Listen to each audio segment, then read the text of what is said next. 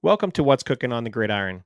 This is your host T signing in, and thanks for joining myself, my illustrious co-host Davis, and on today's show, our Gridiron Boys, Shane Pocket Equities and Marty the Aussie. We will chat about the Super Bowl and the repeat champions, the Kansas City Chiefs, and of course, we'll chat about the San Francisco 49ers.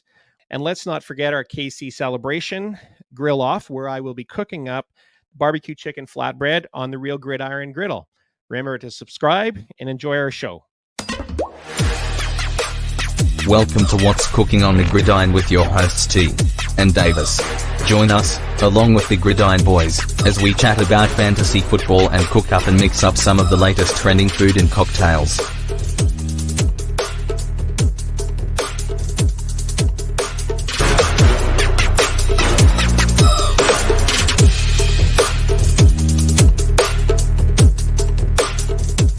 Welcome, everybody. Congratulations to Patty Mahomes and the Kansas City Chiefs on back-to-back win Super Bowl champs.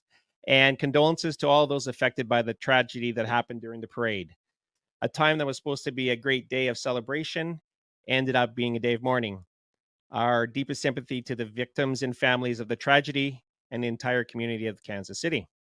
Our prayers go out to all of them. Thanks to our subscribers and followers for joining us today, and welcome Shane and Marty. Great to have you guys here. Pleasure to be here. First of many to come, hopefully, T. Marty, you've been obsessed lately with watching the COD League. I saw the stage one major, which was the first of the four, I guess. It was in Boston. Yep. You're watching that on your phone. We were talking, and you were saying Toronto Ultra came up on top of that. Now there's three more, with the next one being in Miami, and then the following one being in Toronto. I think it's in May, and then the championship's in Vegas.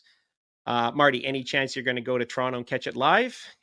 Yeah, I was actually looking at heading to the Miami one, which is the next one, but just too much going on this year. Couldn't get the vacation to do that. So the Toronto one would be great, but who knows? We'll have to see. But yeah, the Ultra Boys played really well. They're the best team in the league. So let's get into this KC 25, San Fran 22. Let's talk the first half, first quarter, zip. San Fran had the ball first. We saw CMC 4 out of 5 plays until he fumbled on the KC 27. Then we saw KC go 4 and out. San Fran gets the ball back, takes 2 bad penalties, and has to punt. KC gets the ball and punts. San Fran takes it down to the KC 37. And then at the start of the second quarter, they get a field goal, making it 3-0. Yeah, look, I was at a buddy's house. There was actually a few of us there. We were watching, and I was thinking, worst possible game. Like 0-0 in a Super Bowl at the end of the first. It was 0-0, right? Yeah. Yeah, and then it flipped over to 3-0. Yeah, like it just wasn't good watching. And we all bet the over, of course, because who bets the under in the Super Bowl? Well, I actually took the under, and I was loving the first one. Okay, well, there you go. Shout out to our underwriters out there. But firstly, I want to rewind back to that national anthem. I don't know if any of you guys bet on the national anthem over-under. I did, but I caught the over-under 30 minutes before kickoff, and FanDuel changed it to 95.5. So I know a lot of my buddies that were there had it at 90, and we all took the under because I was preaching the under. I got it at 95.5, and the over-under and it came in at 95. So I got it home. Everyone else didn't. So I don't know if you guys bet on it. No. I just went on the coin flip, and I know I chose heads, and I know you guys were busting my balls because you had some kind of freaking saying about it's always tails and that. Yeah, tails never fails. Yeah, tails never fails. Yeah, well, it did. But it did. And so I beat that one on that one anyways. But yeah, back to that first quarter. Look, even first drive, no surprise to see CMC get all the touches. You know, he's a superstar. He's the guy. So you got to give him the ball, especially in these big games. But the fumble, not like him, happens though. Happened back to KC on the return. So not a big deal. But yeah, first quarter was a bit of a ball fest, that's for sure. Yeah. And then they got San Fran just finished up their drive and got the field goal right in the start of the second, and then it ended up being 3-0. So then KC gets the ball, they march down, and Hardman makes a big play, like a 52-yarder, but then Pacheco fumbles the ball and first and goal. Then the game goes San Fran punts, KC punts. Then San Fran scores a TD, a 21-yarder, a wild trick play, but not from Purdy, but from their wide receivers, Jennings. And then it's 10-0. Davis, cue up that trick play. Purdy slings a crossfield throw to wide receiver Jennings, who then throws it back across the field to McCaffrey. He makes a quick move and runs for a 21-yard TD. It was quite a sweet little double pass play. That was a pretty nifty play. I'm thinking 4 minutes and a bit left in the half, and I picked San Fran to lead at half. So I was pretty set up for then. I mean, I picked KC to win at the end. Well, still boring game. We had one touchdown, which was CMC, which I was happy because I did bet on McCaffrey to score a first half touchdown. So at this stage, my bets weren't looking too bad. Accidentally, I bet on Pacheco to hit the under for rushing yards, and a few of the boys I was with were saying they had Pacheco for MVP, so I was kind of riding the opposite of them. Got to like 33 yards, and he was well under at half, so that's another bet hit. So I was pretty happy. But yeah, by the end of the first half, I was kind of thinking, let's get Usher out here. We need something different to change it up. That's for sure. Yeah, trick play was all right. It's not the first time you've seen it in the Super Bowl, so like nothing special. This is crazy. This is crazy. But you know what? You got a guy like Christian McCaffrey. He does special plays. Just give him the ball. He's gonna score. Marty, it's a sick play, first half touchdown. I also wanted to ride it, didn't get in. Now let's just say it was a pretty average throw. It could have been a pick six. It was design play, but tell you what, it wasn't smooth anyway. Yeah. When I was watching it, it definitely looked like he wasn't getting more than 5 yards, and they actually took it to the house, so that's kind of cool. CMC did CMC things. But yeah, I had Christian McCaffrey over 30 yards first half.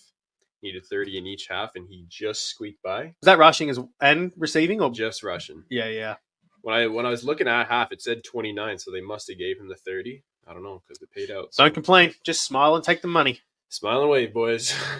Okay, so to finish off the first half, KC marches down and settles for a field goal. At half, San Fran 10, KC 3. We saw a defensive game with a couple of fumbles and a couple of moments. So let's look at these moments. The first we're going to look up is the Greenlaw injury. Davis, fire that one up. Greenlaw is on the sideline. Number 57. He's excited to get back in the game. But he is down. One wrong move and he tears his Achilles. This is so unfortunate. That's a huge loss. Greenlaw injures himself, leaving the sideline. It's 9 minutes and 16 seconds left in the second half. The defense had forced 2 punts. They've had forced a fumble in the red zone. Greenlaw is second on the team with for tackles with 120, even though they have Nick Bosa and Fred Warner. You know, Greenlaw's been doing his thing all season. He's been one of their best players. It's a huge loss just to kind of give KC some momentum back. You know, Pat was just shit the whole first half. Anyone that says otherwise, like, bring it up with me. We'll have a discussion. But anyways, yeah, losing Greenlaw, it's a huge momentum swing. It definitely kind of shook up San Fran's defense, even though they have Fred Warner, Nick Bosa. You got some good guys back there, but just losing one of your star players, it definitely hurts. They kept it close in the second half, but still there's just some gaps in the middle there. People not making their coverage. Just kind of affected them there. So yeah, I definitely agree on that. And the other moment that we'll say we had in the first half, I'm not going to play the video on this because this video has been kind of overplayed a million times in memes and everything like that. But the other moment in the first half was Travis Kelce's outburst on Coach Big Red, who was caught off guard and obviously off balance. I don't want to get into this too much because it's been beaten to death already on everybody else's podcasts and everybody's little videos. But I think he crossed the line, even though I think it's part of the game and you get pumped up and you get riled up. But, you kind of have to control it a little bit to somewhat. I know, Shane, what are your thoughts? Because I know you think he's a big D-bag. Yeah. What can you say about him? His brother's the GOAT. Travis just kind of getting carried away in the spotlight, but He's a friend of the pod, so I'll keep my comments light. Who knows? He might be tuning in this. Yeah. We don't want new heights coming after us, right? So no, not at all. You get riled up during the game. Emotions are high. I know when I play touch football, sometimes I can't control myself on the sideline with the coach. So, Like getting touched. I get touched. True that. Yeah, we'll That's just leave it at that.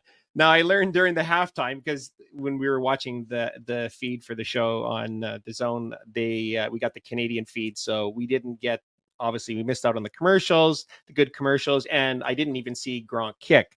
So during the halftime, we learned that Gronk had missed the fucking field again, missed the whole field goal again. So he didn't get any redemption. I mean, it's only 25 yards, and he misses it wide right. Okay, I think Davis has a clip of that. Davis, play the shitty kick. Gronk is back here for redemption. He has practiced and looks focused. He kicks, it's got the distance. But oh no.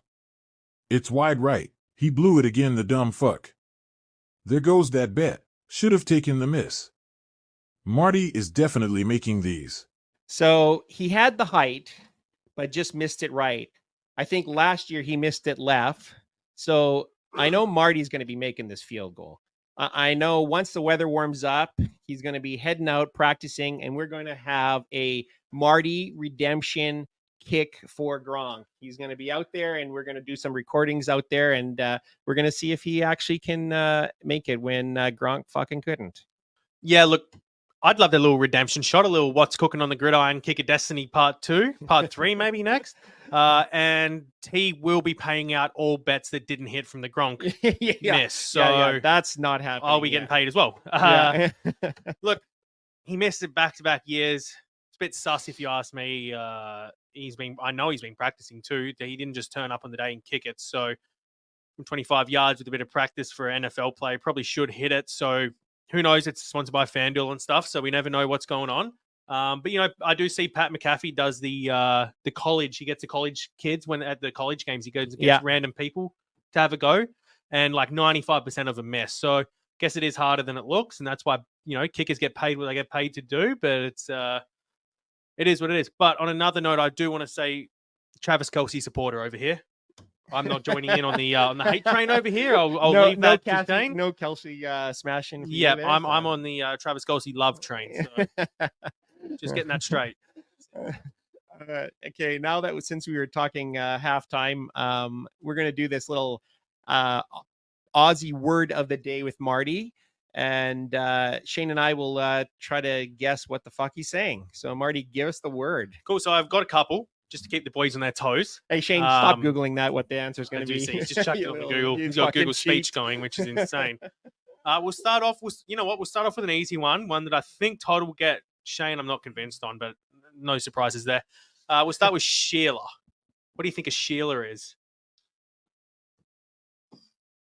I think Todd will know this. Sheila, I'm saying it's something you take the wool off a sheep with.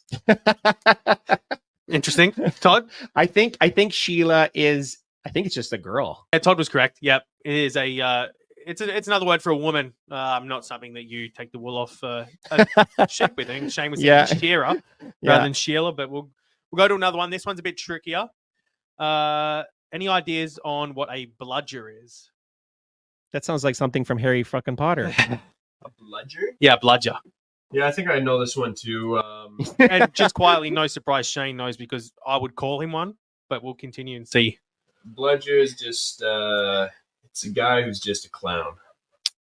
Just trying to describe yourself, aren't you? Yeah. It's just bad news. You're like, it's that bludger again.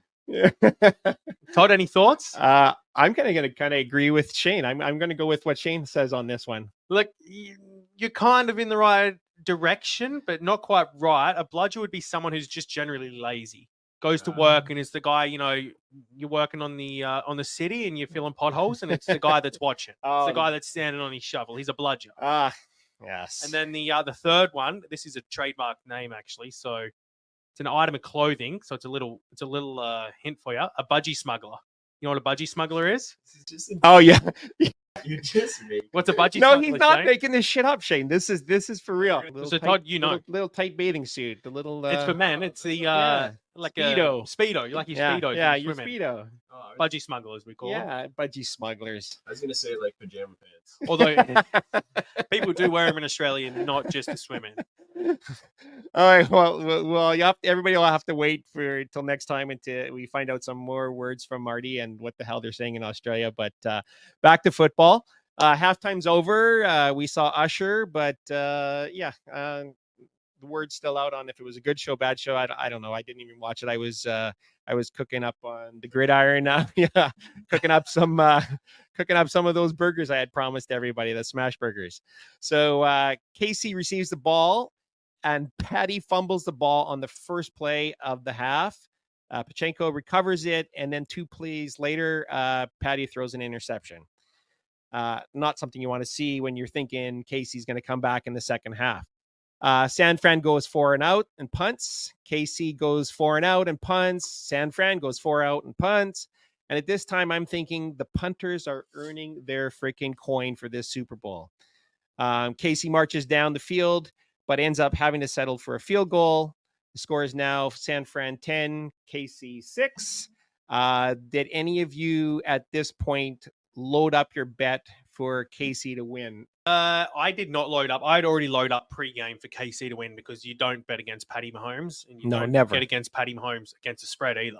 So, no, I loaded up on KC already, so I didn't throw any more, but I did catch the over-under drop down to 33, low 30s anyway, so I thought I'll jump on that because what's the chances it goes off? So I jumped on the over-under halfway through the third quarter, got it low, and which that obviously banged home easily. So good. Well, speaking of a bit of punting back and back, the other bet I thought about was we were getting close to a punter MVP outcome. If that game went the way it did and it was going the same way of just punt back and forth, I'm pretty sure the Chiefs punter was averaging 60-something yards a punt at one stage, which is ridiculous. I think he was paying decent odds to win MVP at that stage. I was kind of on the same line, but I was thinking more so a little Bucker MVP. Yeah. Because if they didn't go down and get any more touchdowns, the guy had 4 or 5 field goals. Had the longest one Super Bowl history. I thought it was going to be a lock. I was going to give my boy Townsend a little throw. You know, I was actually halftime. We were trying to just slam the KC money line 10-3 plus money. It was like plus 200, plus 300. And of course, FanDuel crashes. Let's not even bring it up because not only was FanDuel down, Caesars was down, and multiple other betting companies, but FanDuel was a disaster for 90% of the game. Yeah, it was awful. It's just let's just hope we're not sponsored by FanDuel. Friends of the pods, shout out FanDuel. So we're back to the punting game. San Fran 4 and out, KC 4 and out. Then what happens next is what we all know as the TSN turning point. KC punts the ball, looks like a decent punt. The ball comes off of a San Fran player, and the San Fran special teams receiver does not recover the ball. I think I got a little video of this. This is what we call a TSN turning point. Kansas City punts and the ball comes off the back heel of the 49ers defensive back Luter Jr. San Fran's McLeod sees the deflection, but misses picking up the punted ball. Good eye, but bad hands. Fumble and recovery by the Chiefs defensive back Kalen Watson. Inside of the red zone, setting up KC for a 1st and goal. KC gets the ball and scores a TD and leads for the first time in the game, 13-10, with 2 minutes left in the third. The fix in, is the game scripted? Like, what the fuck, Marty? Go on. I don't know. I think these things just happen. It was bad luck, but you know the special teams play for this sort of thing. They're hoping that this sort of thing can happen. It's a good recovery from KC. Although, you know, we all wanted someone different to win, unless you were living in Kansas. Everyone wanted San Fran to probably win. You know, you bet on KC because then you cover both sides. You either win some money or you get the right outcome. But it happens. It happens. Good recovery. And then, yeah, I guess the touchdown comes next. Speaking of that touchdown, I did throw another sneaky bet on. So obviously I had a few bets on that night. A few bets. It got like halfway through the second quarter and I thought, all right, I need to throw a next touchdown bet on. And I thought, who's going to get it? And for some reason, all year I've been on MVS. He's my boy. Oh yeah, I love him. I know. He Yeah, might you have dropped do. the 80-yard Hail Mary game-winning touchdown one week, but Yeah. we'll skip past that. And for some reason, Paddy always goes to him in those big situations. And once again, he went to him. I hit the next touchdown. He was paying a bag, and it was just a great outcome for me. So That was sweet then. That's for sure. Yeah, I thought it was just terrible play on San Fran's part. I don't know why these teams always clutter around the guy trying to catch the ball coming in. Like, just get out of the way. Like, if he's taking the fair catch anyways, what are we blocking for? The one guy gets hit off his ankle, ball goes rolling. The receiver's got to go pick the ball up. It's rolling around there. Kind of can't really pick that up, and then KC ends up getting that. So, I don't know. Are they not there trying to block the offensive, like the punting sides guy from getting in the catcher's face, though? I'm pretty sure he already called a fair catch. But that guy doesn't know that. That's running back. He's trying to follow his guy. I guess you could say that, but like this just happens too much where like these guys just get in the way, it gets muffed off of them, or they get blocked in the back, get hit and run into the receiver there, and then plays just a disaster. So I say it's a lucky know. play, but from KC special teams, probably not a bad play. I don't know. And I guess you could say the fix was in, but each of their own. I don't know. We also didn't really see any holding calls the whole game, so that's another topic we'll talk about. But let them go. Let them play, I say. Let the boys be boys. Well, if you didn't think it was fixed, wait until the next play. It's going to make a great movie. San Fran gets the ball and a TD, but Moody misses the point after. Or I should say he didn't really miss it. It was blocked. San Fran scores, and it's 16 for San Fran, KC 13. Of course, KC gets the field goal to make it 16-16. San Fran's gets a field goal again, goes ahead 19-16. So, it was well scripted to have the lead for Patty Mahomes to do what he does best with the little bit of time that he has, and he marches down the field. And at this point in time, I thought he was going to win it. I thought he had enough time to put this ball in the end zone, but I think the scripts said something different, and they settled for a field goal, taking it into overtime 19-19. There's always one rule in football that you just don't leave Mahomes anytime in big games. He's done it time and time again. He always gets a job done. This time he gets a field goal to tie it up. You always knew he was going to score. So field goal was best case for San Fran at that time. The miss extra point. Once again, this comes down to, this is where, maybe Gronk's miss isn't that bad. Although this one was blocked, it still shows that it's doable. Big game, a lot of pressure. It was a game-winning kick. Couldn't hit it under the pressure. It happens. I know from experience. Saints fan over here. We had the best kick. We had the worst kicker in the league. Oh, I like the guy. So it happens. But, he's a good kid. It was good up to that. We got a bit of excitement at the end of the game there, which is nice, because really, when you look at this matchup, we've got San Fran that's a great offense against Kansas that have a great defense. And then Kansas, offense is average. San Fran defense is good, but not great. So that's why it was such a close game the whole way through. Yeah. But you can't leave Patty time at the end, and they did. No, not at all. Not at all. You can't give him the time at all. I don't know if I agree with that, Marty. KC, it doesn't matter who they have at receivers. They're always going to have a good offense with Mahomes. So, it doesn't really matter who you have out there. I think I could run a couple routes. Pat will sling me the ball on a go route. We're making something happen. So that's crazy. That's great. Let's look back at how Kansas have won every other Super Bowl. Tyreek Hill running out there and all these other good receivers. And then this year they've got who? MVS out there dropping balls. They had the most drops all year. I think it's not a great offense if they're dropping footballs left and right.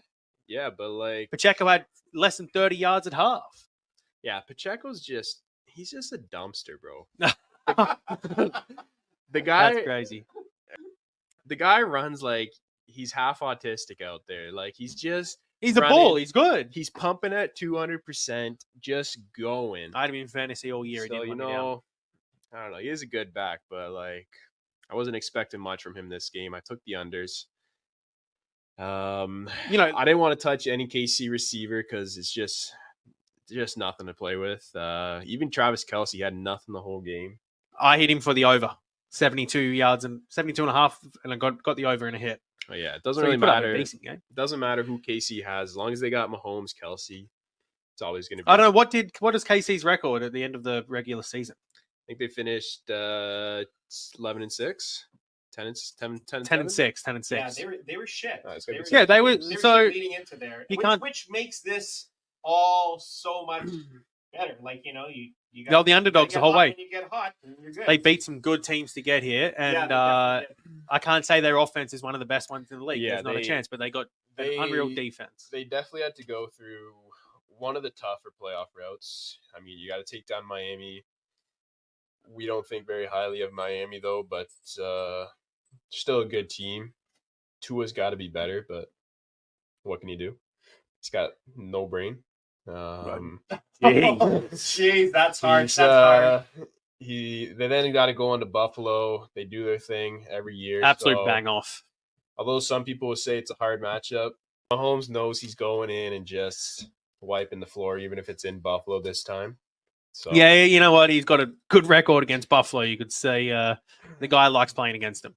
yeah, like unless the guy's playing Joey Burr in the playoffs, like I think he's gonna have a clean route to the AFC Championship every year, maybe the Super Bowl. So as long as he's got Kelce and him. So you're good saying defense. Rashee Rice doesn't play next year, they still make the championship? Is that what you're calling?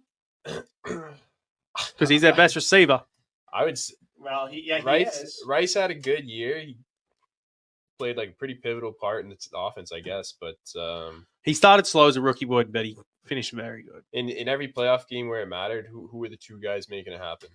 Well, it's always Kelce. And he was quiet all everyone says he was quiet all year. He still had 980 yards or Yeah, something. he did good, but I mean, I think, I would say from a fantasy standpoint, he was shit. He's not a first round pick anymore. No, that's for no, sure. not at all. Not at all. So then we get the overtime coin flip. We'll call this the controversial call. San Fran wins the coin toss and elects to receive the ball. I think even the refs were in a little bit of shock. I know everybody was at the game that we were watching. Now, was that some sort of strategy, an excuse when they said they didn't know the overtime rules? Were they just unprepared? Is it just fucking stupidity? I mean, even my lovely wife, Susan, knows the overtime rules, and she hates football and only learns from osmosis. Osmosis. Anyone else thinking Osmos Shawarma? Anyway, everyone's saying it's. I don't know if San Fran. They knew the rules. They knew the rules. Let's just stop it. They knew the rules. Was it a bad call? It's the first year we've ever had these rules. Yeah, they have it in college, but this is the first year we've ever had these rules. So I don't think necessarily it's a bad call from them to receive the ball. They put a touchdown on the board, and all of a sudden, all the pressure's on the Chiefs, and they get a stop it. They win. So, if it went the other way, we wouldn't even have this discussion. No, We're only having it because they didn't get a touchdown, and even with the old rules, they didn't get a touchdown. The Chiefs still get to go up the other end and score and win the game like they did. So, I don't think there's too much to talk about here. I think everyone's reading into it far too much. Yeah, I kind of agree there with you, Marty. I mean, like, you're a professional football team.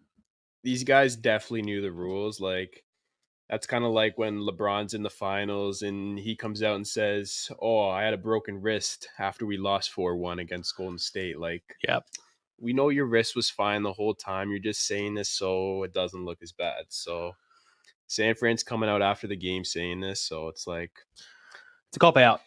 It's a cop out. Yeah. I mean, just take your loss, move on.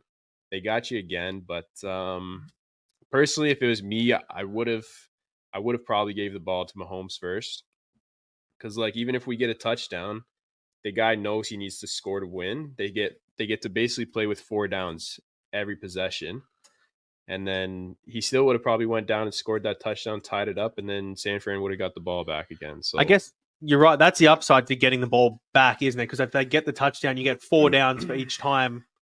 Where if you're first, you're probably not going to go for it on 4th down ever.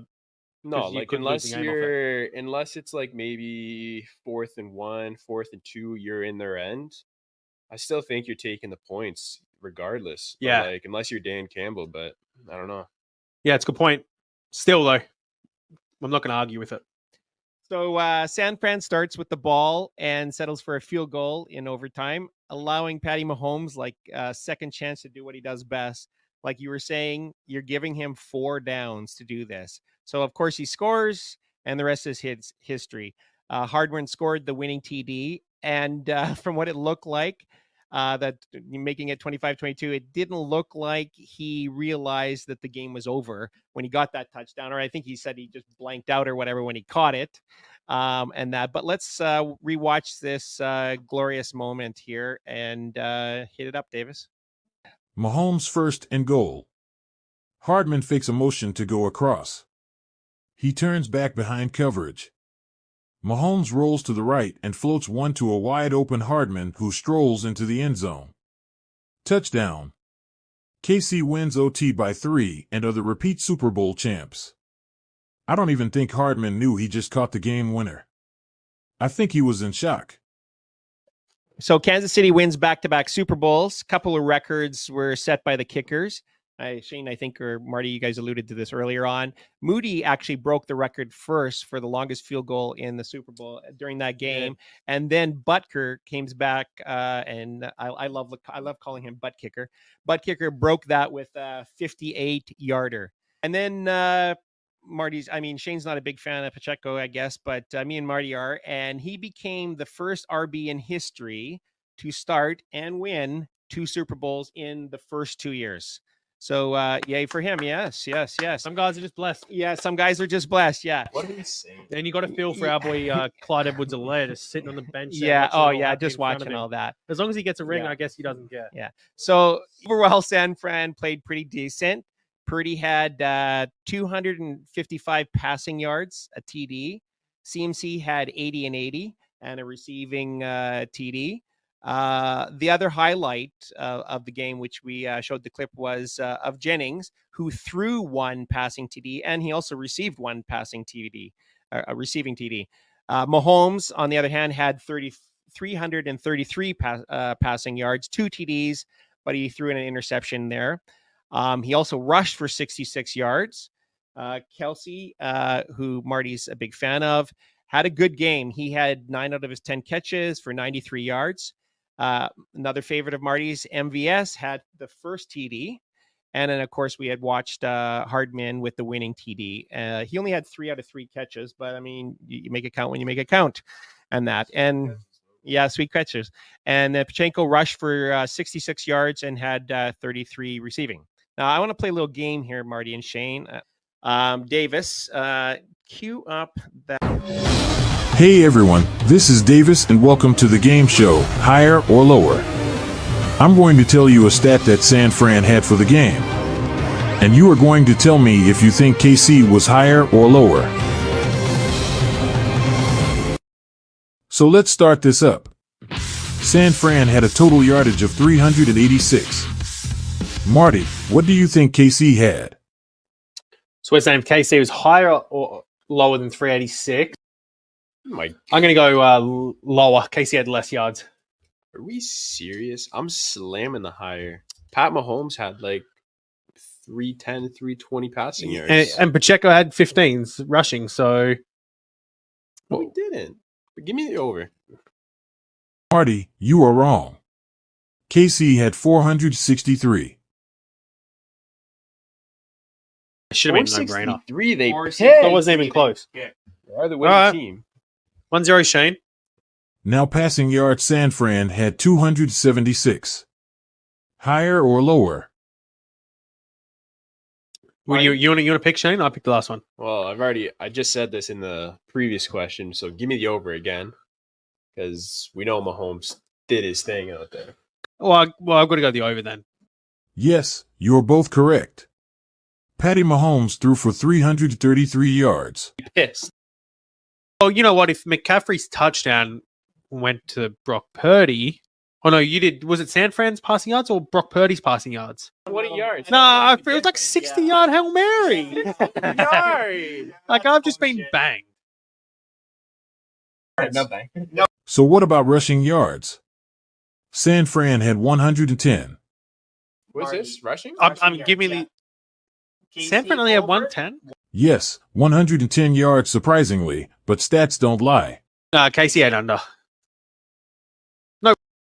I'm gonna take the over. I think they had 'cause 130. I think Mahomes had like 66 I think they had rushing 130. yards. Pacheco had at least probably 60, I think.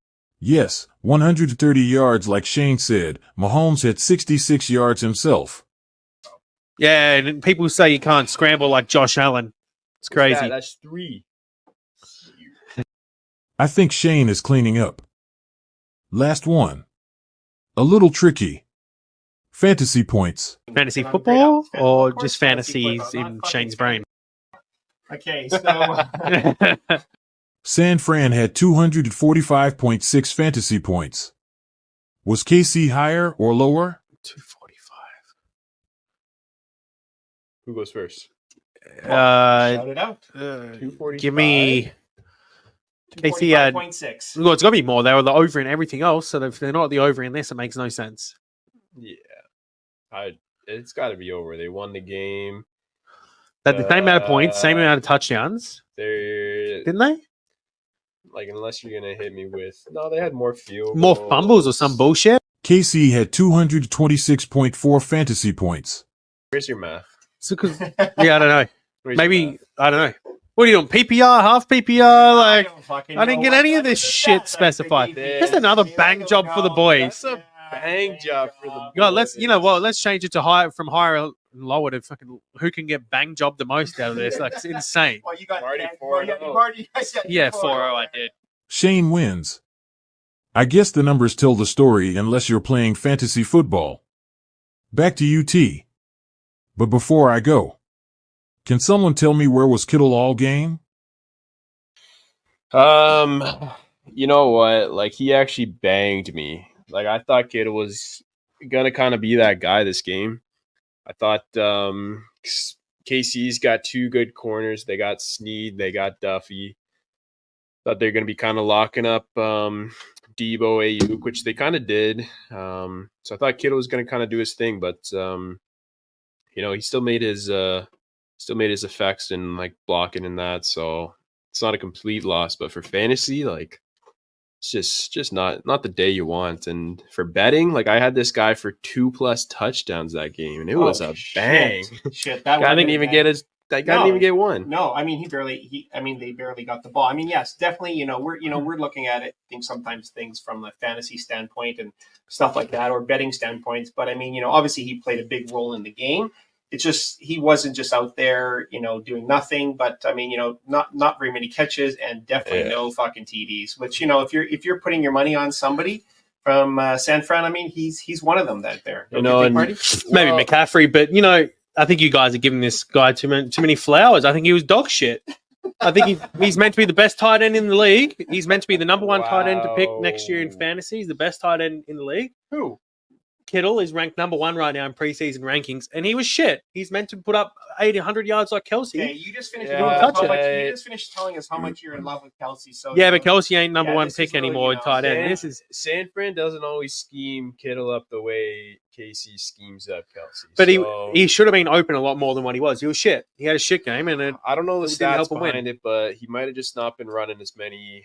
he was out there just routes. running around in circles by the sounds of it. He kind of looks like me on a bad day.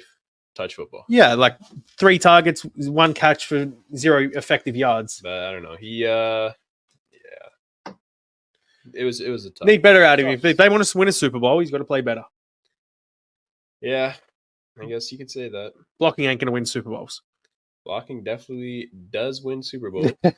Davis, do we have a clip? Was Kittle blocking on the CMC touchdown?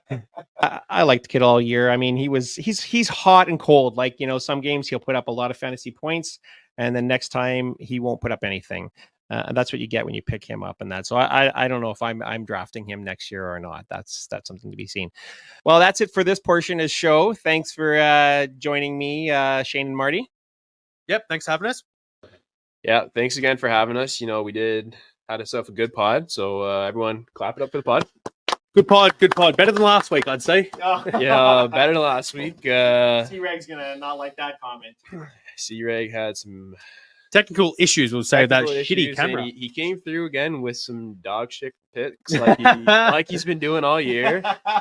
So I never really tailed too much. Do but, not jump on his only subs. Looking forward to the next one. Join me for our next segment on the Gridiron, where I will be making Kansas City BBQ Chicken Flatbread to celebrate the KC win. And but first, join us for a little infomercial by my co-host Davis. Let's go, Davis, and spin that reel and show us what you have cooked up. Hey guys, this is Davis, and I hope you're enjoying the podcast. T and the boys really know how to talk it up. I have been busy churning out these segments behind the scenes to make this show, and these clowns look glorious, but don't tell them that it's easy work since we started using StreamYard for our podcasting. It's the easiest way to live stream to YouTube like a pro, and if you're too scared to go live, then no problem. It's easy to just record, edit, and publish all within the StreamYard studio. And if you want to publish on other social media platforms, then enjoy the perfect portrait layouts tailored for seamless live streaming on Instagram and flawless recordings for your shorts, TikToks, and Reels. If you would like to try StreamYard for free, then just follow the link below in our podcast description and let Puddles show you the way. Now back to the show. Welcome to our outdoor kitchen. Today we're going to be cooking up something on our griddle. We are going to be featuring the Kansas City BBQ Chicken Flatbread in honor of the Kansas City Chiefs winning the Super Bowl. So before we get started, let's make sure you follow our links below, subscribe to our channel, and follow us on our website where you can find other videos at what'scookingonthegridiron.com. So before we get started, let's take a little look at the ingredients. So what we're going to be using for the pizza base, or the flatbread base, is the Kansas City style barbecue sauce, TJ's, which can be found at Trader Joe's. To cook up the chicken, we're going to be using our bourbon peach Kinder Spice, our flatbread, as you can see in the front, our chicken there, which is usually one chicken breast for a flatbread, and that flatbread's cut in half right there. We also have a bowl of shredded cheese. You can use any kind of cheese you would like. I prefer to have a mixed cheddar cheese there with the mozza and the cheddar mixed together. Green onions for your topping after you're all done up. Of course, our avocado oil for cooking up the chicken, and olive oil for grilling the bottoms of the flatbread. So now that we've looked at the ingredients, let's head over to the griddle. So pretty simple ingredients, not much to it and that. So first off, we're going to do, before we start putting oil on our griddle and that, we are going to grill up the top side of the flatbreads. That's where we're going to be putting our base on. So just lightly with a little bit of the olive oil on the top of that. And then we're going to grill that up nicely. We're not going to grill the bottoms presently, because once we add the barbecue sauce to the tops and that, we want that to be all nice and crispy. And then when we flip it over after we're done cooking the chicken, place the chicken on it, then it'll grill the bottoms while we're melting the cheese. So we'll just wait for this to brown up, and then we'll start cooking up the chicken. If you have the smasher for your burger, this is great to just lay on your flatbread. If you don't, you can press it down or whatever like that, but this is handy to have. You can put it on there, it'll grill up your flatbread a little bit quicker. And that should be pretty much good now. We'll just take those off, put them aside, nicely browned, and we'll just put these aside. I usually leave the left side of the griddle on off. That way I can put stuff over on there, won't burn or anything like that. But with the griddle being fairly warm, it even keeps that side a little warmer. So next up, we're going to cook up our chicken. So like I said, we are using one chicken breast per flatbread. So you can grill up as much as you want. We're just making one today.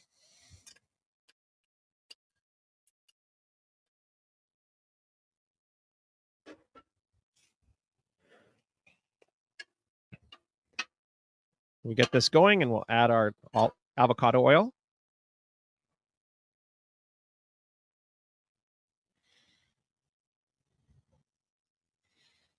And our bourbon peach spices.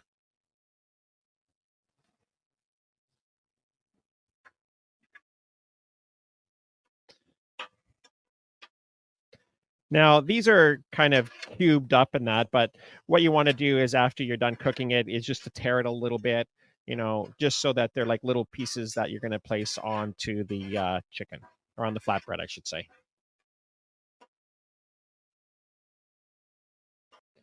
So while those are cooking up, I'm going to take the flatbread and place a little bit of barbecue sauce on for the base. Now we'll add our cheese to the flatbreads.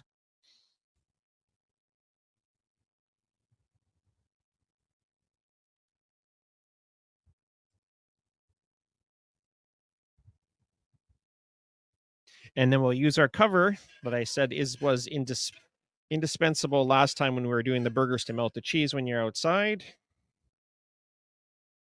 And we'll put that on and melt the cheese up before we add our toppings. And let's check on that and see how good it looks and how melted it is. It's coming along nicely there. And see, this is at the time now that the bottom's going to get grilled up. We didn't do it beforehand because you don't want it overgrilled. So that should be good now. Yes, nicely melted. And we'll just add the chicken.